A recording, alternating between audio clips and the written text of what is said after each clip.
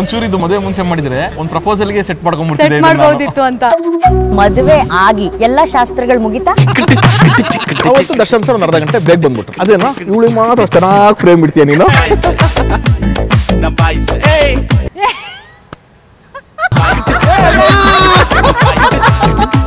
ಎರಡನೇ ಪ್ರಶ್ನೆ, ಹನಿಮೂನ್ಗೆ ಎಲ್ಲೋಗ್ತಿದ್ದೀರಾ? Climate, budget. ನಿಮ್ಮಿಬ್ರಲ್ಲಿ ಜಾಸ್ತಿ ರೊಮ್ಯಾಂಟಿಕ್ ಯಾರು? ನಾವು ರವಿಚಂದ್ರನ್ ಸರ್ ಪಿಕ್ಚರ್ ತರ ಎಲ್ಲ ಹಿರಿಯರ ಸಮ್ಮುಖದಲ್ಲಿ, ಪುರೋಹಿತ ಸಮ್ಮುಖದಲ್ಲಿ ಗಂಡ ಹೆಂಡತಿ ಹೇಳುವಂತ ಮೊದಲನೇ ಸುಳ್ಳು. ಚೆನ್ನಾಗಿ ಟೈಮ್ ಕೊಟ್ಟರೆ ಸ್ಕ್ರಿಪ್ಟ್ ಚೆನ್ನಾಗುತ್ತೆ, ಹೆಂಡತಿ ಬೇಜಾರು ಮಾಡ್ಕೊಂತಾರೆ. ಹೆಂಡತಿ ಚೆನ್ನಾಗಿ ಟೈಮ್ ಕೊಟ್ರೆ ಮಕ್ಕಳಾಗುತ್ತೆ, ಆಟ ಮಾಡ್ತವೆ. 3, 2, 1